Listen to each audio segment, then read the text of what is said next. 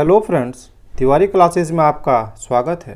Friends, हम इग्नू के bachelor degree programme के सब्जेक्ट EHI 04 अर्थात भारत 16 से 18वीं शताब्दी के मध्य तक का chapter wise video lecture upload कर रहे हैं। आज के इस वीडियो में उत्तर भारत में राजनीति और अर्थव्यवस्था अर्थात ये इकाई 2, इसी के अंतर्गत ये प्रश्न जो बहुत ही महत्वपूर्ण है, द्वितीय अफगान साम्राज्य के अधीन प्रशासनिक ढांचे तथा अर्थव्यवस्था का विवरण दीजिए। साथ ही फ्रेंड्स, अगर आप इस चैनल में नए हैं तो इस चैनल को सब्सक्राइब कर सकते हैं, जिससे इस चैनल में अपलोड होने वाले इग्नू रिलेटेड हर वीडियो का नोटिफिकेशन सबसे पहले आपको मिल सके। ठीक है फ्रेंड्स, तो चलिए इस वीडियो को प्रारंभ करते हैं। दूसरा अफगान साम्राज्य।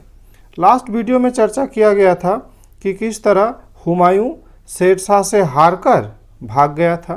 ठीक है, तो ये जो कन्नौज की लड़ाई थी ये निर्णायक लड़ाई थी। ठीक है, इसी लड़ाई में शेरशाह ने हुमायूं को हराया और उसे भागने पर मजबूर किया।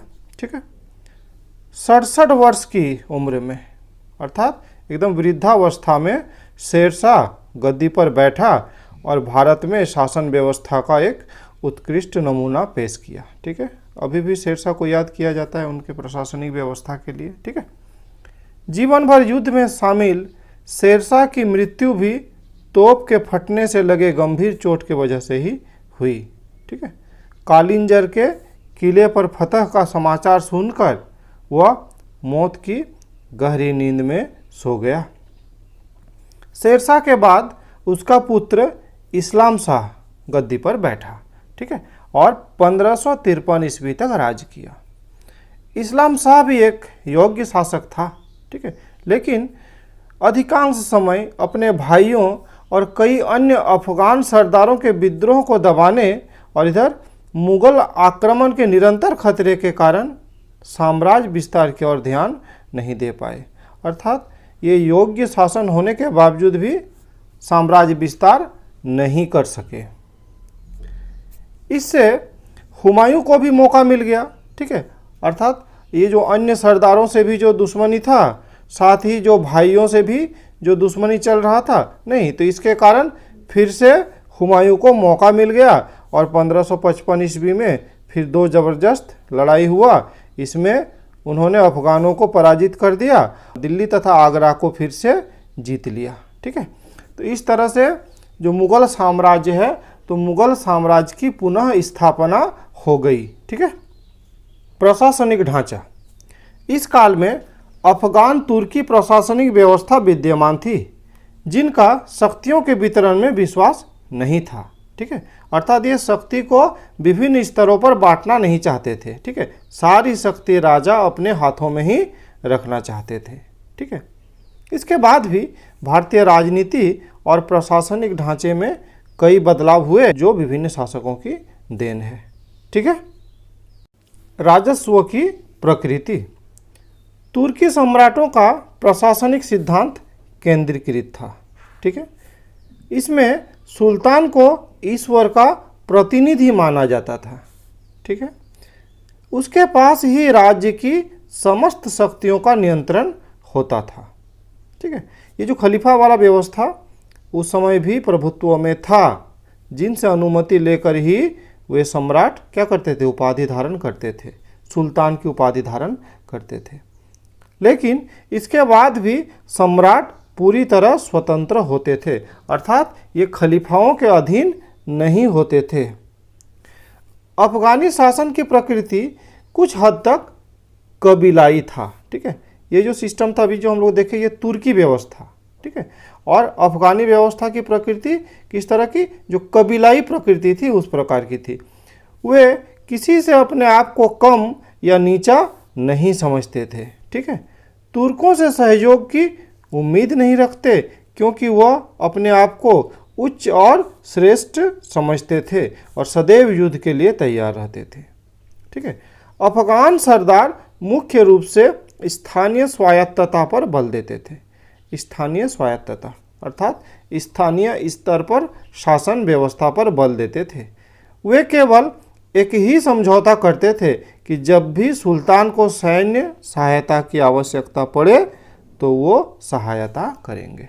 ठीक है, तो ये किस तरह से ये करते थे अभी आगे इसी वीडियो में हम लोग इसको समझेंगे। ठीक है, कि किस तरह से गाँवों में सिकदार रखे जाते थे या परगने में सरदार रखे जाते थे। ठीक है, इस बारे में चर्चा करेंगे। ठीक है, उन लोगों को स्थानीय स्वायत्तता दी जाती थी।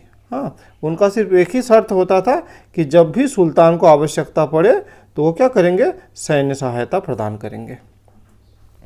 इस दिशा में सिकंदर लोदी का कार्य सराहनीय था, जिसने अफगान सरदारों को नियंत्रित कर सत्ता को केंद्रीकृत किया। सरदारों को सुल्तान के प्रति अदब रहने की नीति का अनुसरण कराया गया। अर्थात जो सिकंदर लोदी का जो समय था, इनके समय सरदार लोग ज़्यादा बगावत नहीं कर सके। ठीक है, नियंत्रित अवस्था में ही रहे। ठीक है, अर्थात जो सत्ता का पावर था वो खुद अपने पास ही रखे, संपूर्ण शक्ति का पावर अपने पास ही रखे। कौन, सिकंदर लोदी। ठीक है, सुल्तान सिंहासन पर बैठता तो सभी सरदार नीचे बैठते अथवा सम्मान की मुद्रा में खड़े रहते थे। ठीक है, जो सरदार इस नियम का उल्लंघन करता उसे सजा दिया जाता था। ठीक है, कई सरदारों को तो देश निकाला भी दिया गया। यह काल कबीलाई तुर्की व्यवस्था का मिला जुला रूप था। ठीक है, ये दोनों व्यवस्था पर हम लोगों ने अभी चर्चा किया, नहीं, तुर्की व्यवस्था पर भी और कबीलाई व्यवस्था पर भी। तो ये जो काल था द्वितीय अफगान साम्राज्य का काल। ठीक है, तो ये मिला जुला रूप था। ठीक है, जिसे क्या कहा जा सकता है, द्वितीय अफगान साम्राज्य कहा गया। ठीक है, और कबीलाई राजतंत्र के स्थान पर पूर्णतया निरंकुश सत्ता स्थापित की गई। ठीक है, प्रशासन व्यवस्था, किस तरह से वो प्रशासनिक व्यवस्था करते थे इसको देखना है। प्रशासन ढांचे को सुव्यवस्थित और सुदृढ़ करने के लिए भ्रष्टाचार पर नियंत्रण अति आवश्यक है। इसके लिए सुल्तान सिकंदर लोदी ने महत्वपूर्ण कदम उठाए। ठीक है, ऐसे भी ये जो सिकंदर लोदी का जो समय है इसको बहुत ही महत्वपूर्ण माना जाता है। इन्होंने बहुत सारी सुधारात्मक कार्रवाई की। ठीक है, तो जैसे हम लोग अभी भी देख रहे हैं अधिकतर में सिकंदर लोदी का ही उल्लेख आ रहा है। ठीक है, तो बहुत सारे कदम उठाए। राज्याध्यक्षों के आय व्यय पर कड़ी निगरानी रखी जाती थी। ठीक है, अर्थात जो मंत्री थे, जो बड़े पदों पर आसीन थे, तो उनके भी आय व्यय पर क्या किया जाता था, कड़ी निगरानी रखा जाता था। ठीक है, ये पहला काम हुआ। वैसे ही नाप तौल प्रणाली पर सुधार किया गया। ठीक है, नाप तोल अर्थात जैसे मार्केट में कोई क्या करे, वजन में कम ना दे दे।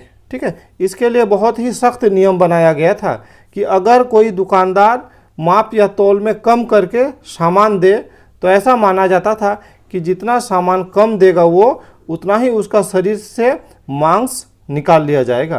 अर्थात इस तरह से कठोरता से नियम लागू किया गया ताकि कोई माप तोल में कमी न कर सके। ठीक है, अर्थात सही सही माप तोल किया जाए।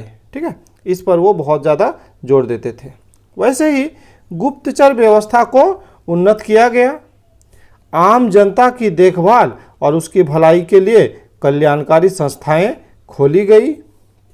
विद्वानों और कवियों को सम्मान दी गई। ठीक है, इस तरह से काम किया गया।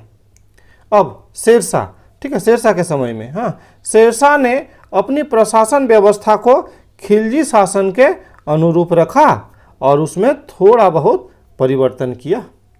सुल्तान के नियम और कानून कठोर तो होते थे, किंतु शेरशाह ने कठोरता में थोड़ी कमी की। सरकार के अंतर्गत परगने, प्रत्येक परगने में गांव होते थे। ठीक है, तो यही समझना है कि सरकार हो गया उच्च स्तर पर, हाँ, उसके नीचे परगने और सबसे निचले स्तर पर गांव होते थे। ठीक है, और ये जो गांव थे यही राजस्व की मूल इकाई होते थे। अर्थात जो राजस्व का कलेक्शन होता था, टैक्सेस का कलेक्शन होता था, वो मुख्यतः कहाँ से होता था, गांव से ही होता था। ठीक है, कुछ अफगान क्षेत्र भी स्थापित किए गए इसी दौरान। ठीक है, जैसे शेरशाह के शासनकाल में ग्वालियर, ठीक है, अफगानों की महत्वपूर्ण बस्ती थी। अब देख लेते हैं अर्थव्यवस्था को। लोदी वंश के सुल्तान सिकंदर लोदी, ठीक है, ये महत्वपूर्ण है, सिकंदर लोदी, ठीक है, ने अर्थव्यवस्था को सुदृढ़ किया तथा आम जनता की भलाई के लिए मूल्य नियंत्रण की व्यवस्था की, ठीक है, ये मूल्य नियंत्रण की व्यवस्था, अर्थात जैसे महंगाई बढ़ नहीं जाए ज़्यादा, ठीक है, इस बात पर ध्यान दिया गया। उसने आवश्यक वस्तुओं की उपलब्धता बढ़ाई और वस्तुओं के मूल्य में स्थिरता को बनाए रखा। अनाज, कपड़े, घोड़े, सोना चांदी आदि कम कीमत और पर्याप्त मात्रा में उपलब्ध कराए गए, ठीक है। अब कृषि ढांचा को देख लेते हैं। कृषि भारतीय अर्थव्यवस्था की नींव होती है। भारत को कृषि प्रधान देश कहा जाता है। उस समय भी राजनीतिक व्यवस्था कृषि उत्पादों पर ही निर्भर थी, ठीक है।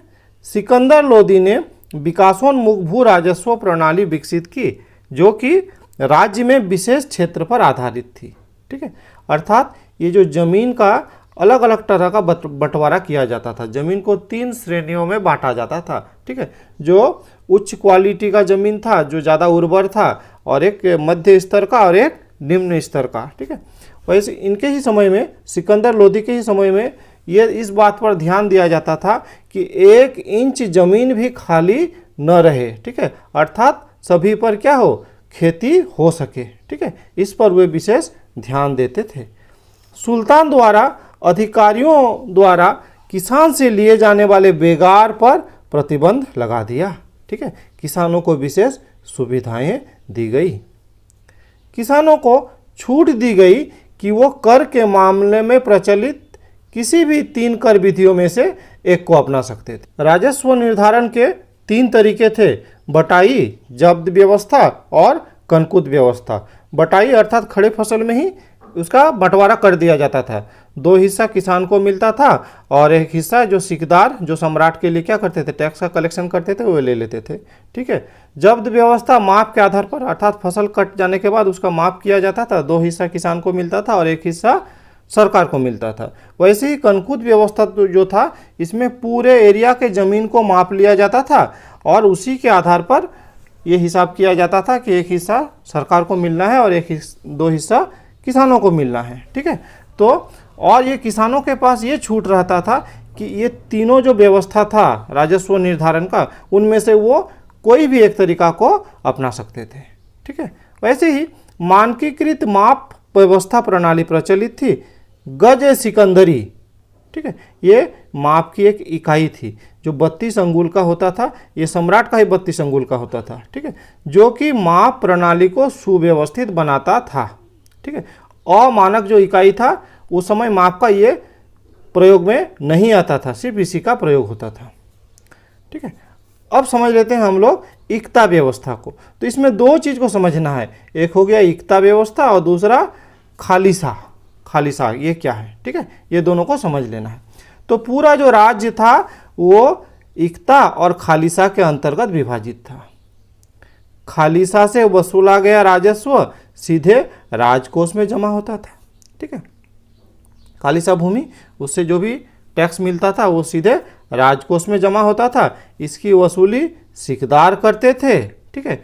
वे वेतन और भत्ते पाते थे, ठीक है। कौन? सिकदार वेतन और भत्ते पाते थे, ठीक है। इसके ऊपर जो सरदार या परगना देखरेख करता था वो सिकदार से बड़ी सेना रख सकता था। ये समझ लेना जरूरी है कि सरकार के अंतर्गत क्या थे, परगने थे, और परगने के अंतर्गत क्या थे, सिकदार थे, ठीक है। तो सिकदार क्या बोला जा सकता है, जो गांव का इकाई था उसको कहा जा सकता है, ठीक है। गांव से ये टैक्स का कलेक्शन करते थे सिकदार, ठीक है। तो जो खालिसा भूमि था उससे जो टैक्स वसूला जाता था वो सीधे सीधे राजकोष में जमा होता था, ठीक है। और इसकी वसूली करते थे कौन, तो सिकदार करते थे। वे वेतन और भत्ते पाते थे। इनके ऊपर जो सरदार या परगना देखरेख करता था वो सिकदार से भी बड़ी सेना रख सकता था। इसका मतलब ये हुआ जो सिकदार थे वो भी सेना रख सकते थे, ठीक है, और जो परगना उसके अंतर्गत तो सेना होता ही था। इक्ता व्यवस्था सल्तनत काल में विकसित और विशिष्ट कोटि की भू वितरण प्रणाली थी।